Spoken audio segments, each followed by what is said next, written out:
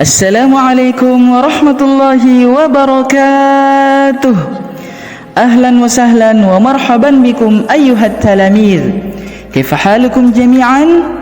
Insyaallah bil khairi na'am. La'allallahu ja'alna bil khairi wal afiyah. Amin ya rabbal alamin. Alhamdulillah, fi hadhihi al-fursah sanata'allamu al-maddah tematik.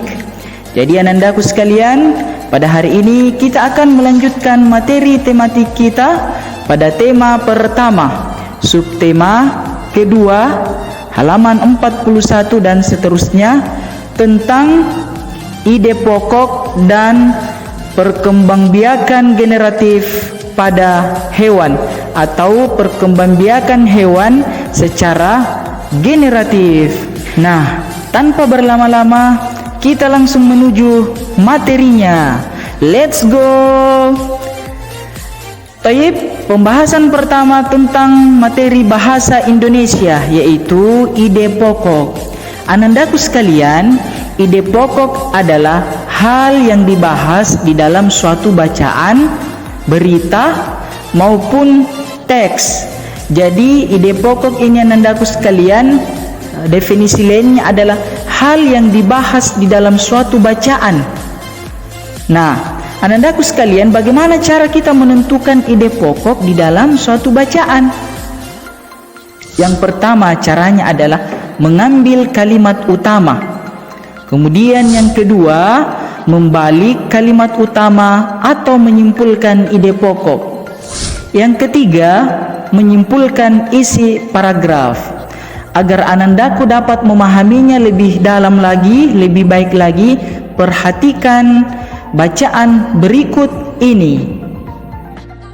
Pawai budaya sangat menarik bagi warga Kampung Babakan. Pawai ini selalu menampilkan keragaman budaya Indonesia. Udin dan teman-teman tidak pernah bosan menanti rombongan pawai lewat.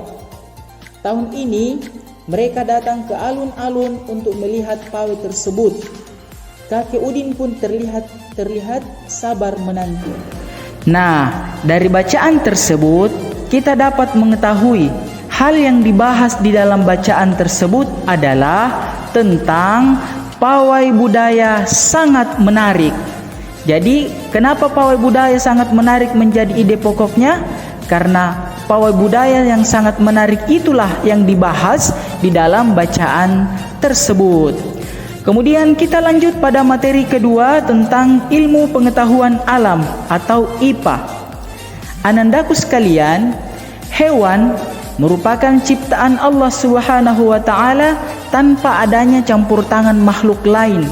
Begitu besar kuasa Allah Subhanahu wa taala sehingga menciptakan begitu banyak hewan, begitu banyak binatang. Nah, anandaku sekalian, tahukah kalian bahwa hewan itu berkembang biak dengan 3 cara? Jadi hewan menghasilkan keturunan dengan 3 cara. Kalau manusia hanya 1, yaitu hanya melahirkan. Tapi kalau hewan dibagi menjadi 3 kelompok. Jadi berbeda-beda cara menghasilkan anak atau keturunan. Hewan yang pertama yang menghasilkan keturunan dikelompokkan ke dalam jenis ovipar atau hewan yang menghasilkan anak secara bertelur. Apa contohnya anandaku sekalian? Contohnya yang pertama ayam, bebek, apalagi burung, apalagi katak. Ya, ini adalah hewan yang menghasilkan anak atau keturunan secara bertelur atau disebut ovipar. Kemudian yang kedua, atas kuasanya Allah lagi, ada hewan yang menghasilkan keturunan dengan cara langsung melahirkan. Contohnya kambing, kerbau, sapi, kucing, gajah, kuda, dan masih banyak lagi yang lainnya. Jadi hewan-hewan tersebut tidak bisa menghasilkan keturunan dengan cara bertelur, tapi langsung melahirkan. Nah, perkembangbiakan hewan yang secara melahirkan ini disebut vivipar, ya. Kemudian yang ketiga adalah hewan dapat menghasilkan anak dengan cara ovovivipar. Apa maksudnya ini anandaku sekalian? Yaitu hewan menghasilkan keturunan dengan cara bertelur dan melahirkan. Dia langsung dua, jadi bertelur dan melahirkan. Apa contohnya anandaku sekalian? Ular, apalagi?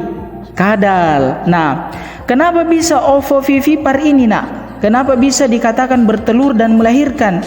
Karena telur yang dikeluarkan oleh induknya atau si betina itu di dalam telurnya sudah berbentuk anak, sudah menjadi anaknya ini hewan. Jadi itulah sehingga disebut sebagai ovovivipar, bertelur dan melahirkan.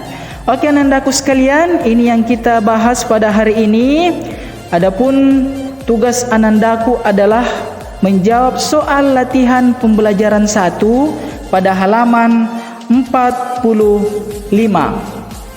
Syukran. Rubbama hadza darsuna lil yaum. Syukran ala husni ihtimamikum. Untuk anandaku sekalian, tetap semangat dalam setiap pembelajaran, tetap berbakti kepada kedua orang tua, dan jangan sekali-sekali atau jangan berani-berani meninggalkan sholat 5 waktu. Karena meninggalkan sholat 5 waktu merupakan dosa besar, dan Allah akan memasukkan kita ke dalam neraka kalau kita berani meninggalkan sholat 5 waktu. Taib anandaku sekalian, sanaltaqi fil usbu'il qadim insyaallah. Wallahul muwaffiq ila aqwamit thariq. Wassalamu alaikum warahmatullahi wabarakatuh.